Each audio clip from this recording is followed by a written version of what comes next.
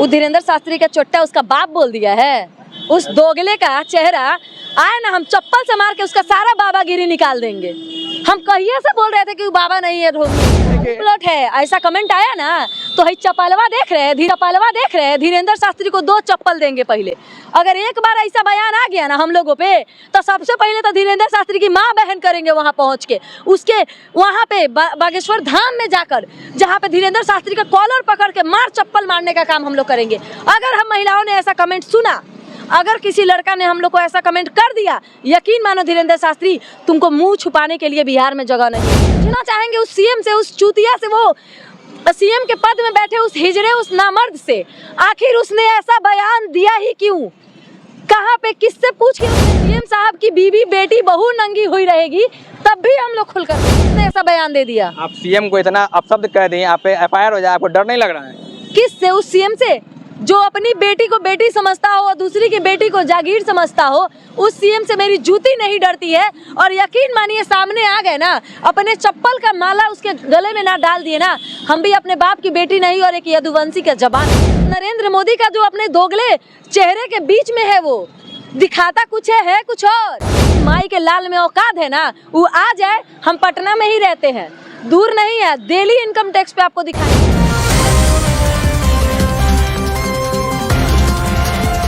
जो वीडियो सामने निकल के आया है ना, उसके बारे में हम कुछ नहीं बोलेंगे। हमारे साथ महिला साथी है, इन्हीं से बोलवाते हैं क्या कुछ वहाँ मामला हुआ है, कैसे हुआ है। तो अंजलि जी, पहले आपका स्वागत है।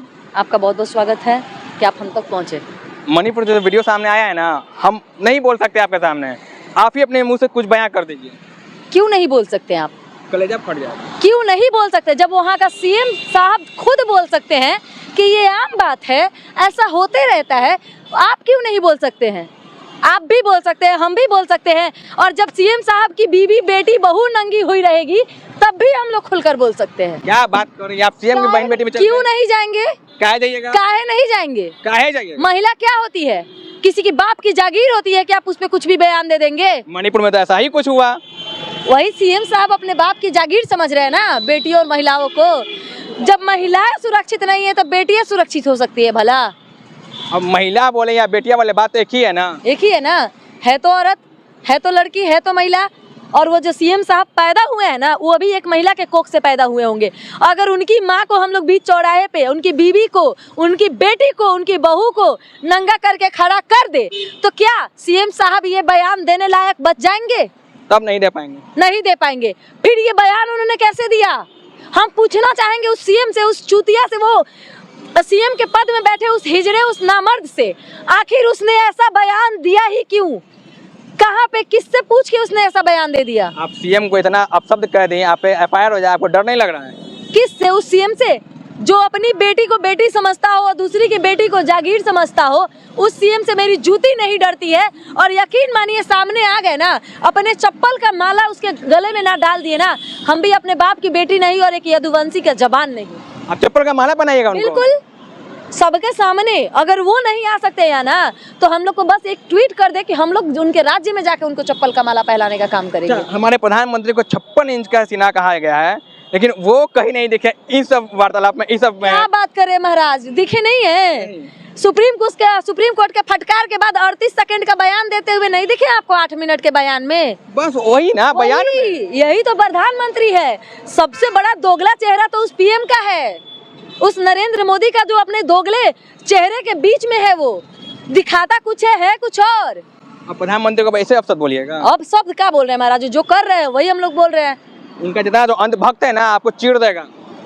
जो बोलना है बोल दे, सुन रहे हैं। और जिस माई के लाल में औकात है ना, वो आ जाए। हम पटना में ही रहते हैं, दूर नहीं है, डेली इनकम टैक्स पे आपको दिखाई दे देंगे। जिसको जो बिगाड़ना है ना बिगाड़ लीजिए, पर हम लड़ेंगे, चुप नहीं रहेंगे। आखिर हम महिलाएं क्यों बर्दाश्त करें?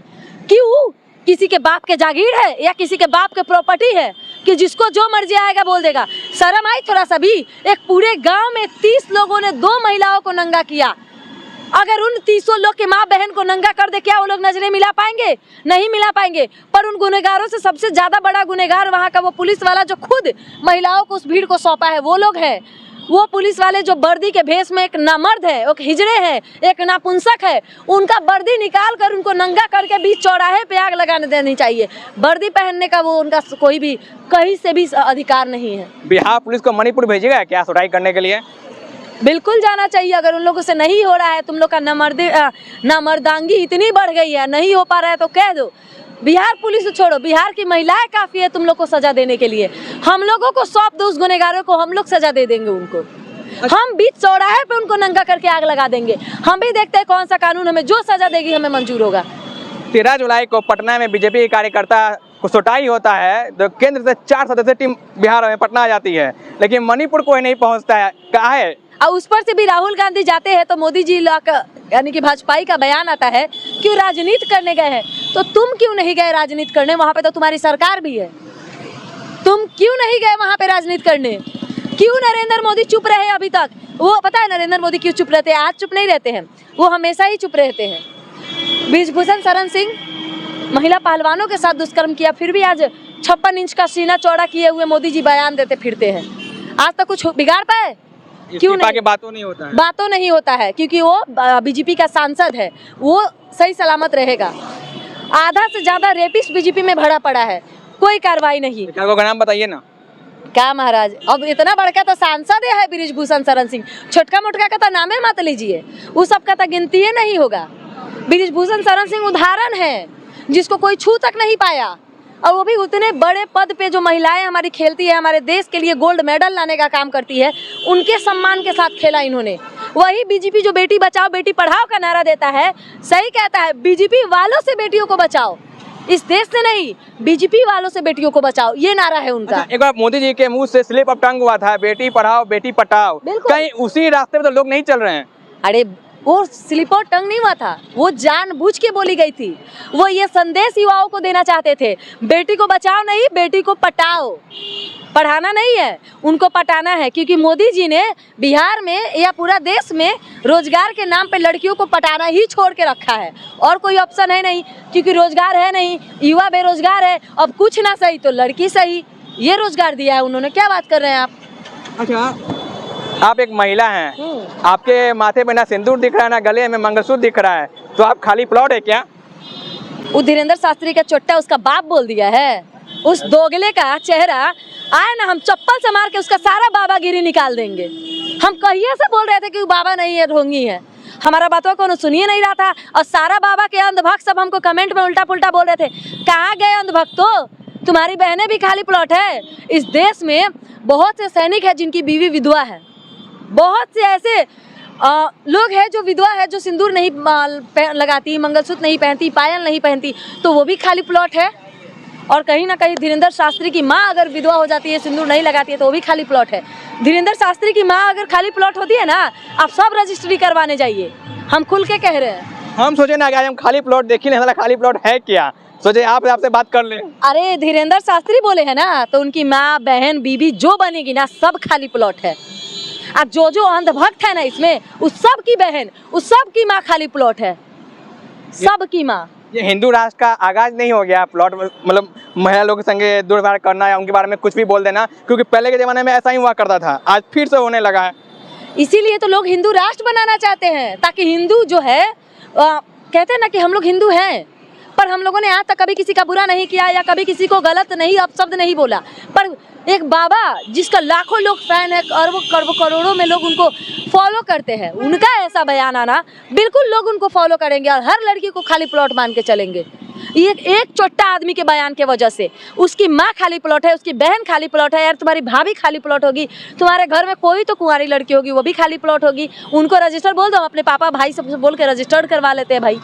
अगर इतना गर्मी चढ़ा है ना तुमको, तो हम लोग सब शांत कर देंगे। धीरेन्द्र शास्त्री, तुमको तो आदमी कहने लायक नहीं हो तुम। ऐसा नहीं लगता कि जो अभी हमारे देश में रेप बहुत होता है, उन लोगों को दावत दे दिए धीरेन्द्र शास्त्री, और हर लड़की को बोलेंगे का खाली प्लॉट है? खाली प्लॉट है, ऐसा कमेंट आया ना, तो है चप्पलवा देख रहे हैं, धीरेन्द्र शास्त्री को 2 चप्पल देंगे पहले। अगर एक बार ऐसा बयान आ गया ना हम लोगों पे, तो सबसे पहले तो धीरेन्द्र शास्त्री की माँ बहन करेंगे वहाँ पहुँच के, उसके वहाँ पे बागेश्वर धाम में जाकर, जहाँ पे धीरेन्द्र शास्त्री का कॉलर पकड़ के मार चप्पल मारने का काम हम लोग करेंगे। अगर हम महिलाओं ने ऐसा कमेंट सुना अगर किसी लड़का ने हम लोग को ऐसा कमेंट कर दिया, यकीन मानो धीरेन्द्र शास्त्री, तुमको मुंह छुपाने के लिए बिहार में जगह नहीं मिलेगा। बिहार में क्या, तुमको इस देश में मुंह छुपाने लायक जगह नहीं देंगे। और तुम्हारा भी वही हस्ल होगा जो राम रहीम का हुआ, जो क्या नाम था एक और आसाराम का हुआ, वही हस्ल तुम्हारा करेंगे। तुम भी जेल में जाके सूखी रोटियां तोड़ोगे, तुम्हारे पास भी कुछ नहीं बचेगा। अंजलि जी, अगर ये बाबा थे तो बोल दिए थे, लोग ने हल्के में ले लिया। अगर कोई मुस्लिम मौलवी बोल देता ये बात तो कहाँ जाता है? तो पूरा का पूरा हिंदू समाज उलट के उनको मारने उतर जाते। आज हिंदू समाज के मुंह में क्या, हिंदू समाज ने चूड़ियां पहन के रखी है? आज उन मर्दों के मुंह में जबान नहीं है, ये हलक में आवाज नहीं निकल रही है क्योंकि वो धीरेन्द्र शास्त्री है। वो धीरेन्द्र शास्त्री एक चोर का औलाद है जिसको खुद नहीं पता है कि मेरी माँ बेटी बहन के लिए मुझे क्या बोलना चाहिए। चलिए, हमारे साथ अंजलि जी थी। उन्होंने साफ तौर पर धीरेन्द्र शास्त्री को जो अपशब्द कहा, ये इनकी अंदर का जो आत्म इच्छा था ना, वो बस बोल रहा था। बाकी अदरवाइज मत लीजिएगा और हमारे खबरों को देखते रहें, लाइक और सब्सक्राइब भी करते रहिएगा। धन्यवाद।